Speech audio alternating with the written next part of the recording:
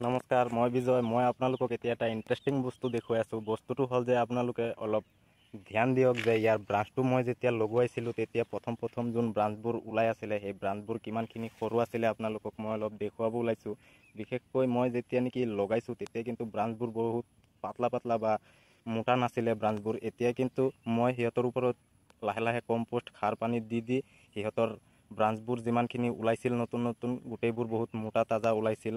আৰু মই আপোনালোকক আগৰ ব্ৰাঞ্চবোৰ অলপ দেখুৱাই পেলাই ক'ব বিচাৰিছোঁ, আপোনালোকে অলপ চাওক ইয়াৰ ব্ৰাঞ্চটো কিমানখিনি মোটা হ'ব পাৰে। আপোনালোকে অলপ খেয়াল কৰক, চাওকচোন ইয়াৰ ব্ৰাঞ্চটো মোৰ এটা আঙুলিৰ সমান।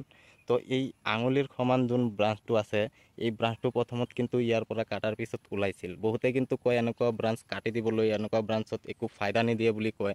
তো এই ব্ৰাঞ্চটো যদি মই কাটি দিলোঁ হয়, ইয়াৰ পৰা অলপ দীঘল হোৱাৰ পিছতেই কিন্তু সি এটা ভাল মজবুত ঠানি ইয়াৰ পৰা কিন্তু দিছিলে।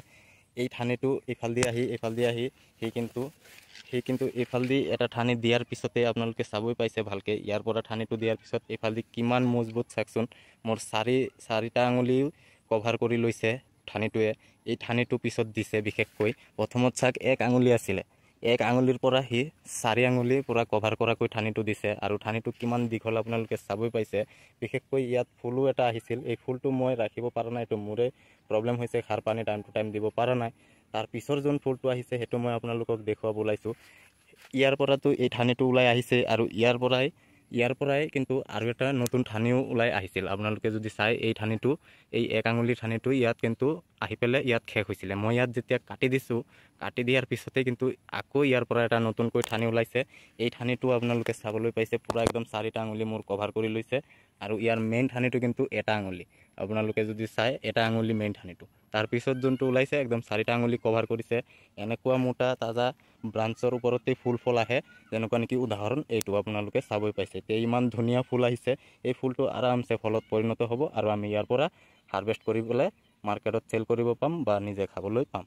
তো আপোনালোকে এই ভুলটো কেতিয়াও নকৰিব, যেনেকুৱা নেকি ইমান এই যে সৰু ঠানিবোৰ ওলাই, এইবিলাক দেখোঁতে ভাল নালাগে, কিন্তু এইবিলাকেই আপোনালোকক বহুত ধুনীয়া ফল ফুল দি থৈ যাব এটা সময়ত।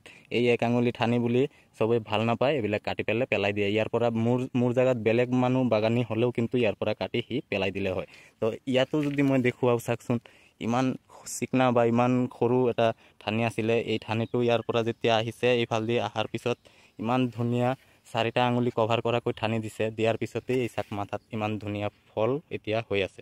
তো মইতো এইবিলাক ফল কেতিয়াও নাপালোঁ হয় যদি এইবোৰ ঠানি যদি মই কাটি দিলোঁ হয়।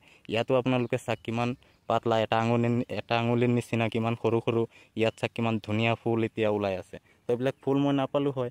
আপোনালোকে এনেকুৱা ভুল কেতিয়াও নকৰিব। যদি আপোনালোকে টাইম টু টাইম সাৰ পানী দি থাকে, তো আৰামত আপোনাৰ ড্ৰাগন ফ্ৰুট গছটোৰ ঠানিবোৰ একদম এনেকুৱা মোটা তাজা ওলাব।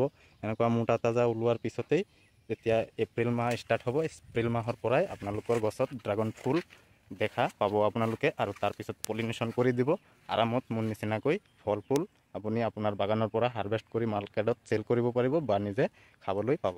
তো আজিৰ এই ভিডিঅ'টো যদি আপোনালোকৰ ভাল লাগিছে, ভিডিঅ'টো আপুনি এটা লাইক কৰিব, চেনেলত নতুন হ'লে ছাবস্ক্ৰাইব কৰিব।